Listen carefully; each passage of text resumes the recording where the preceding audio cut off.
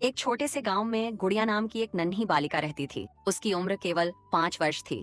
उसके पिता नहीं थे और माँ सिलाई करके घर चलाती थी। गुड़िया को रोज माँ से महाप्रभु जगन्नाथ जी की कथाएं सुनने का बड़ा शौक था। एक दिन उसने भोलेपन से कहा, मैया, मेरे तो कोई भैया नहीं है, क्या जगन्नाथ जी मेरे भैया बन सकते हैं? माँ मुस्कुरा दी। उसी दिन से गुड़िया रोज एक कागज पर टेढ़े मेढ़े अक्षरों में लिखने लगी, हे जगा भैया, मैं आपकी छोटी बहन हूँ, और चिट्ठी मंदिर के पते पर डाल देती।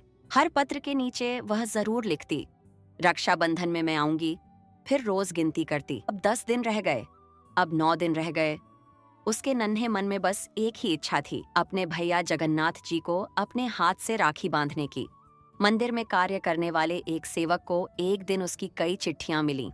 उसे बालिका का भोला भाव देखकर आंखें भर आईं। उसने उत्तर लिख दिया, बेटी, रक्षाबंधन के दिन तुम मंदिर आ जाना। दफ्तर में आकर मेरा नाम बता देना, मैं तुम्हें भगवान के पास ले जाऊंगा। रक्षाबंधन का दिन आया। गुड़िया अपने हाथ में छोटी सी राखी और लाल रंग का डिब्बा लेकर मंदिर पहुंची। वह दफ्तर के बाहर बैठकर इंतजार करने लगी। पर उस दिन मंदिर में बहुत भीड़ थी। सेवक जी व्यवस्था में उलझ गए। गुड़िया थक कर चुपचाप द्वार के पास खड़ी हो गई। तभी अचानक एक बहुत ही सुंदर, उजले वस्त्र पहने, शांत मुख वाले भैया उसके पास आए। मुस्कुराकर बोले, क्यों बहन, क्या मुझे ढूंढ रही हो? गुड़िया ने मासूमियत से कहा, हाँ, मुझे जगा भैया को राखी बांधनी है। भैया ने उसका हाथ पकड़ लिया।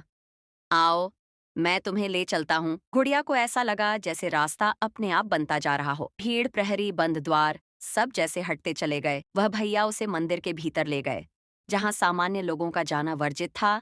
वहीं पास के एक स्थान पर खड़े होकर भैया ने कहा, अब आप प्रभु को राखी बांध दो। राखी। गुड़िया ने पूरे प्रेम से राखी बांध दी। उसने झुककर कहा, जगा भैया, मेरी रक्षा करना। प्रभु ने उसके सिर पर हाथ रखा और धीरे से बोले, मैं हमेशा करूंगा। अगले ही पल वह अकेली बाहर खड़ी थी। थोड़ी देर बाद सेवक जी दौड़ते हुए आए, जो उसकी चिट्ठियां पढ़ा करते थे। बोले, बेटी, तुम ही गुड़िया हो ना? गुड़िया बोली, हाँ, मैंने राखी बांध दी। सेवक जी चौंक गए। कैसे बांध दी? कपाट तो बंद थे।